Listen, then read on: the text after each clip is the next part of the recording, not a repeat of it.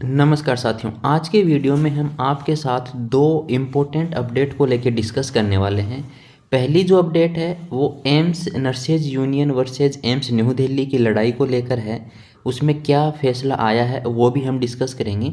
दूसरा हम ये भी डिस्कस करेंगे कि जो आपने नाम सुना था कि जो सिमुलेशन जो लैब्स हैं वो एम्स में इस्टेब्लिश की जाएंगी, उसके बाद आपकी ट्रेनिंग होगी। उसके ऊपर भी डिस्कस करेंगे कि एम्स ने जो अपना नोटिफिकेशन है वो रिलीज़ कर दिया है इसके रिगार्डिंग। तो दोनों अपडेट हैं, दोनों को डिस्कस करेंगे। वीडियो को शेयर, चैनल को बिल्कुल सब्सक्राइब कीजिए ताकि अपडेट आपको मिलती रहे। बिल्कुल भी घबराने की आवश्यकता नहीं है। नोट सेट की जो तैयारी है बिल्कुल भी आपकी अफेक्ट नहीं होने वाली है, क्योंकि आपके हर एक क्वेश्चन का जवाब दे दिया जाएगा। तो सबसे पहले इसी को लेकर डिस्कस कर लेते हैं कि जो सिमुलेशन जो लैब है उसका क्या अपडेट आया है और इसमें क्या करना होगा।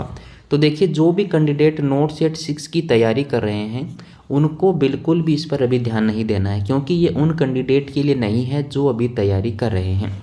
अगर आप नोट सेट 6 एग्ज़ाम देने भी जा रहे हैं तो भी आपको इसको लेके घबराने की आवश्यकता नहीं है। क्यों? इसलिए नहीं है क्योंकि जो सिमुलेशन लैब में जो आपकी स्किल बेस्ड जो ट्रेनिंग होने वाली है वो केवल उन कैंडिडेट की होने वाली है जिन्होंने नोट सेट को पास कर लिया है और एम्स में जॉब कर रहे हैं। तो जो जॉब कर रहे हैं उनके लिए ये अपडेट है। जो अभी नोट सेट की तैयारी कर रहे हैं, नोट सेट 6 एग्ज़ाम देने जा रहे हैं, चाहे प्री है चाहे मेन है, आपका जो भी है, उसके लिए ये कोई अपडेट नहीं है। पहली बात आपको समझ में आ गई। दूसरी बात है कि भाई ये किस एम्स ने रिलीज़ किया है, कि एम्स न्यू दिल्ली ने रिलीज़ कर दिया है। तो देखिए, ये जो नोटिफिकेशन है वो सेपरेट जो एम्सेज हैं अपना अपना रिलीज़ कर रही हैं। तो एम्स रायबरेली के द्वारा जारी कर दिया गया है, एम्स ऋषिकेश नेक्स्ट मंथ में रिलीज़ करने वाला है। इसके अलावा जो रिमेनिंग जो एम्स हैं विद इन 2 मंथ में सारा जो नोटिफिकेशन है वो रिलीज़ कर दिया जाएगा और उसके बाद आपकी जो ट्रेनिंग है वो स्टार्ट हो जाएगी। तो इसमें 2 से 3 दिन के लिए आपकी ट्रेनिंग होगी। सारे आपको जो भी प्रोसीजर होते हैं जो अपन डे बाई डे जो अपन यूज करते हैं पेशेंट केयर में, जैसे एबीजी लेना है, ग्लव्स पहनना है, इसके अलावा अपन पेशेंट के सैंपल लेते हैं, तो उन सब के बारे में अपने को बताया जाएगा कैसे अपने को इसमें क्या क्या बातें इसमें ध्यान रखनी होती हैं। तो चलिए यहाँ पर सबसे पहले बता दें कि एम्स रायबरेली ने इस प्रकार का एक नोटिफिकेशन रिलीज़ किया है जिसमें उन्होंने स्किल ट्रेनिंग रिक्वेस्ट फॉर्म के नाम से इसको बनाया। तो ये जो फॉर्म है ये आप अगर मान लीजिए एम्स रायबरेली में ही जॉब कर रहे हैं और आप भी अगर ये वीडियो देख रहे हैं या देख रही हैं, तो आपके जो भी आप जिस भी डिपार्टमेंट में हैं या फिर आप जिस भी वार्ड में हैं या फिर आप आईसीयू में हैं, एनआईसीयू में हैं, टीआईसीयू में, जहाँ भी आप हैं, तो वहीं पे जाके आप जहाँ भी जॉब कर रहे हैं वहीं पे आपको ये नोटिफिकेशन आई होप कि मिल गया होगा। तो धीरे धीरे जो सभी नर्सिंग ऑफिसर्स हैं या फिर आपके जो बीएससी नर्सिंग जो स्टूडेंट हैं उनके लिए भी ये होने वाला है। उनकी भी अब सिमुलेशन जो लैब्स हैं वहाँ पर अब ट्रेनिंग होने वाली है प्रोसीजर को लेके। सेम वैसी ही ट्रेनिंग है जैसे अपन कॉलेज टाइम में जो प्रोसीजर सीखने के लिए जो करते थे, सेम वही है। लेकिन यहाँ पर ट्रेंड जो पर्सन होने वाले, हाईली क्वालिफाइड जो पर्सन है, उनके द्वारा ये ट्रेनिंग दी जाएगी ताकि गलती की कोई भी संभावना यहाँ ना हो। तो ये आपको अलग से मिल जाएगा। यहाँ पर सब जो एम्स हैं वो अपना अपना अलग अलग शेड्यूल हैं जो जारी कर देंगी। लेकिन इसके लिए अपडेट यही है कि सभी कैंडिडेट जो अभी नोट सेट की तैयारी कर रहे हैं वो बिल्कुल ना घबराएं।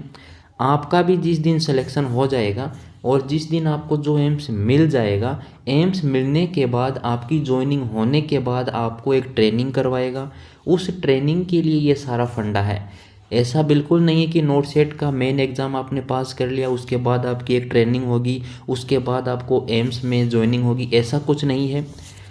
मेन एग्ज़ाम जिन्होंने पास कर लिया नोट सेट 6 के लिए, मान लीजिए अभी जो 5 मई को आपका होने वाला है, तो उसके बाद आपको प्रोसीजर वही रहेगा। जैसे ही एम्स आपने पास किया आपको एम्स अलॉट हो जाएगा, एम्स में आइए, ज्वाइनिंग कीजिए। ज्वाइनिंग करने के बाद आपको डिपार्टमेंट अलॉट हो जाएंगे, भाई आपको यहाँ जॉब करना है, यहाँ आपको अब काम करना है। उसके बाद आपको जब एम्स के पास टाइम रहेगा, जो शेड्यूल रहेगा, उसके अकॉर्डिंग आपको स्किल जो टेस्ट या फिर स्किल जो आपका प्रोग्राम है, जो प्रैक्टिस है, उसका आपको ट्रेनिंग दे दी जाएगी।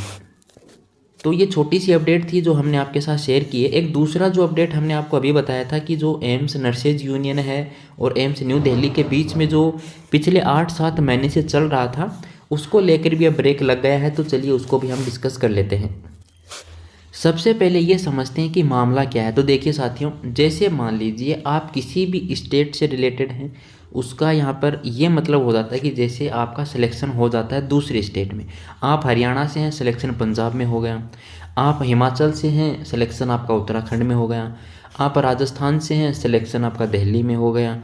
तो एक्चुअल में जब आप एक नर्सिंग काउंसिल से दूसरे नर्सिंग काउंसिल के अंदर आते हैं तो आईएनसी का ये स्पष्ट और सीधा सा रूल है कि आपको अपना रजिस्ट्रेशन उस काउंसिल में ट्रांसफ़र करवाना होगा, और वो भी टाइमलाइन दी हुई है कि 3 मंथ में आपको करवाना होगा। लेकिन वो तो अलग अलग जो एमसीएज हैं, जो अलग अलग जो स्टेट नर्सिंग काउंसिल हैं, उनका थोड़ा सा जो काम करने का तरीका है वो कोई का ऑफलाइन है, कोई का अभी तक ऑनलाइन है, तो उसमें टाइम लग जाता है, इसलिए यहाँ पर आपको टाइम दे दिया जाता है। लेकिन दिल्ली का जो एम्स दिल्ली की हम स्पेशली यहाँ पर बात करने वाले हैं। हालांकि ये जो रूल है वो सभी एमसीएच पे लागू है। आप देश के चाहे 20 या 22 जो भी एमसीएच हैं उनमें जॉब कर रहे हैं तो आपके ऊपर भी ये रूल लागू है।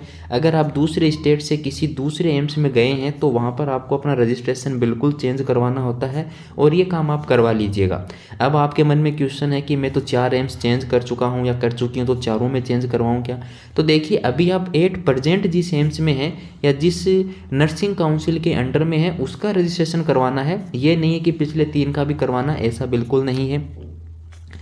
एक्चुअल में यहाँ पर जो एम्स न्यू दिल्ली का जो नर्सिंग अपना जो यूनियन था, उन्होंने एम्स दिल्ली के डायरेक्टर को लेटर लिखे थे, 3-4 लेटर में भी कि 2-3 लिखे हैं।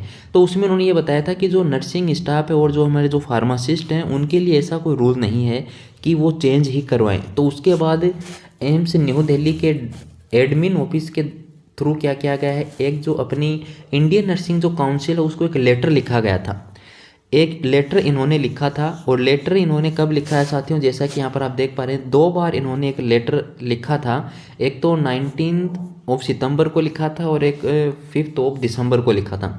उसके बाद आईएनसी ने इनको रिप्लाई दिया था 10 जनवरी को, मतलब अभी रिप्लाई आया है। रिप्लाई में आईएनसी ने क्लियरिफाई कर दिया है, बिल्कुल एकदम साफ सीधे स्पष्ट शब्दों में बता दिया है कि जो भी नर्सिंग ऑफिसर हैं उनको अपना रजिस्ट्रेशन एट प्रेजेंट जहां जॉब कर रहे हैं उस नर्सिंग काउंसिल में कराना ज़रूरी होगा। तो उसके बाद से एम्स न्यू दिल्ली ने सर्कुलेशन जारी कर दिया है, ये नोटिफिकेशन जारी कर दिया है कि जो एम्स नर्सेज यूनियन के द्वारा जो यहाँ पर मुद्दा उठाया जा रहा था उसको डिस्पोज ऑफ कर दिया गया है, उसका अब कोई यहाँ पर लेना देना नहीं है। अब आपको अपना रजिस्ट्रेशन करवाना होगा साथियों, किसी के भरोसे में ना रहें, किसी की बातों में ना आए। ये बिल्कुल कन्फर्म बात है, ब्रांड ऑफ नर्सिंग इसका सपोर्ट करता रहा है, करता रहेगा। वो इसलिए क्योंकि साथियों जिस स्टेट में आप जा रहे हैं ना, उस स्टेट के पास आपकी इन्फॉर्मेशन होनी चाहिए कि ये लड़का, ये लड़की या फिर ये एम्प्लॉई इस स्टेट नर्सिंग काउंसिल से हमारे अंडर जॉब कर रहा है। तो यहाँ पर आपको एक सिक्योरिटी मिल जाती है। आपको क्या कि बार बार अपने स्टेट में नहीं भागना पड़ता है। जब भी मान लीजिए कभी कोई ऐसा रूल रेगुलेशन आ जाए, पता चला आपको बार बार अपने स्टेट में जाना पड़ रहा है, तो ऐसा बिल्कुल नहीं होगा। आप जिस स्टेट में वहीं का आप करवा लीजिए। फार्मासिस्ट के लिए भी सेम बात लागू है, तो आप करवा लीजिए इसको। यहाँ पर 1 मंथ का टाइम आपको एम्स न्यू दिल्ली की तरफ से दिया गया है। अगर आप 1 महीने में नहीं करते हैं तो इन्होंने साफ मेंशन किया है कि एप्रोप्रिएट जो एक्शन है will be taken against the employees. तो अगर आप ऐसा नहीं करते हैं तो फिर आपके एक्शन तो क्या होगा, लेकिन आपको रिमाइंडर भेज दिया जाएगा कि आपको 1 महीना हो गया है, आपने क्यों नहीं करवाया है, जवाब मांग सकते हैं। तो ये छोटी छोटी बातें हैं, इसमें इतना नहीं लगाना है। और जो बात हमने आपको बताई है, दोनों जो बातें हैं बिल्कुल सही और सटीक है। इसमें आपको कोई कन्फ्यूज़न नहीं होना चाहिए। वीडियो को शेयर, चैनल को बिल्कुल सब्सक्राइब कर दीजिएगा। धन्यवाद।